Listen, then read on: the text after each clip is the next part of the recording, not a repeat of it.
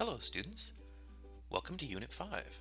This is our wrap-up unit, and it gives you a chance to think about what can you do now? How can we be proactive with the information we've learned? So I want you to be thinking as you kind of go back to where we were when we started this. What can you do to be successful? And are these ideas specific to math only? Maybe you've seen that in order to study you need to remove some distractions, or you need to review your notes more frequently. We saw a short video about grit, why it's important. I also put a link to the video here about different ways to study. That'll be in the discussion board right after this. I had you review something called the 3-read strategy. In that, it helps to deal with word problems because there are context, questions, and then details.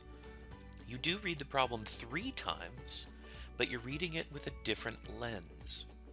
Keep that in mind as you move forward into your math classes. Most of the classes will have a good number of word problems, and the idea of breaking it up into pieces might make it easier for you to manage.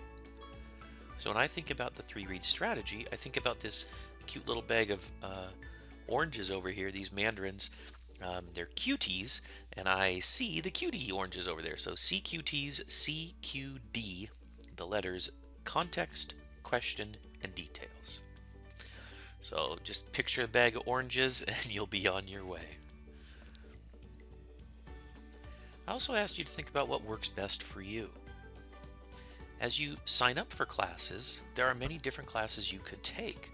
Some of our math classes are traditional courses, which might mean for Math 126 a 4-unit class. But we also have the option of a 6-unit class. And that 6-unit class would allow for additional time for you to catch up on material that might be a little bit rusty. So check the format.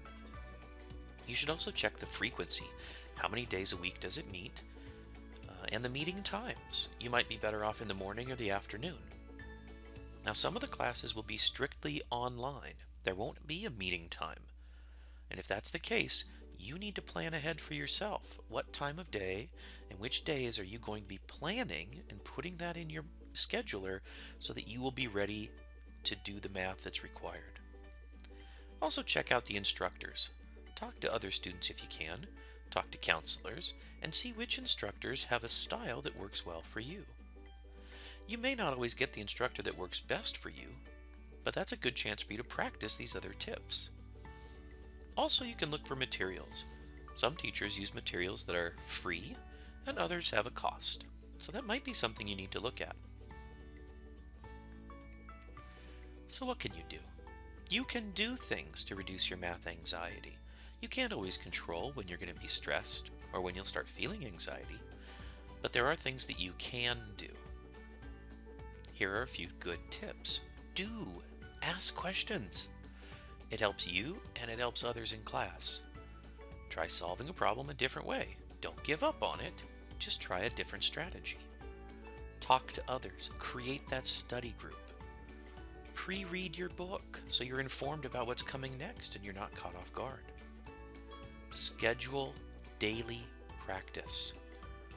Remember, you can do something, and if you put that positive power of yet in there, you can overcome that negative self-talk. Now make sure you review weekly, if not a short review each day, and use those resources. You've got a book, a calculator, you've got websites. Don't forget the Math Learning Center as well as your teacher. And if you do end up missing a day, have a plan for how you're going to be able to bounce back.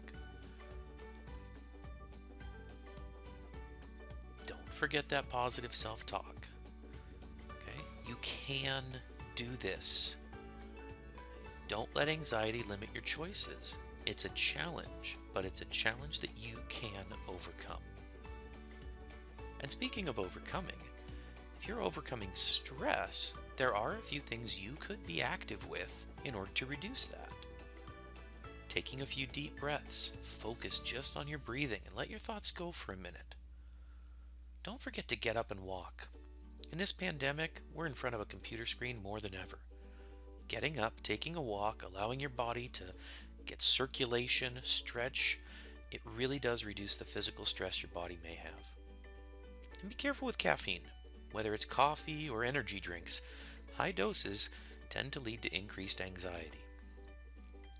Be proactive. Plan that studying, write down what's coming up, have a plan. And don't forget to take regular study breaks. Life is good, and life outside of math is still happening. So laugh, visit a friend, even if it's socially distanced, and enjoy the finer things when you can. So in conclusion, both learning math and overcoming anxiety are a process, not something that's going to happen overnight. You'll have success and you might have some setbacks. But failure is the feedback that tells you what you have to do to reach your goal. Failure is not the end, it's the beginning.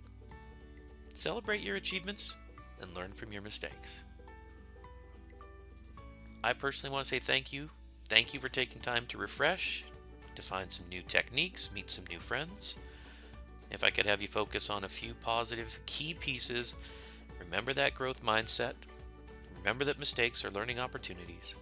Grit and determination make a difference, so be persistent. And it's okay to not know something yet.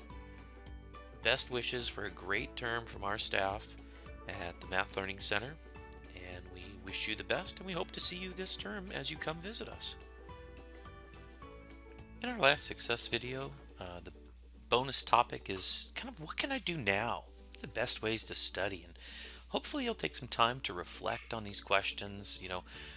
What are you going to do going forward? You've got a lot of information, perhaps new information, and I want you to think back from all the things we learned. What were the two most important parts of the program, and why? What really changed for you? What are you going to do different? If something from the program could be changed for the better, what would it be? And we'll have a program wrap-up survey option, and we'd love to have your feedback. It's the first time we're doing this program, and we need you as the first participants to really let us know, hey, what's working and what isn't. We want you to be successful. Once again, if you do have any questions, reach out to Jen or myself. And that's it for us right now. Time to finish up on that Canvas My Open Math portions. All right, off you go.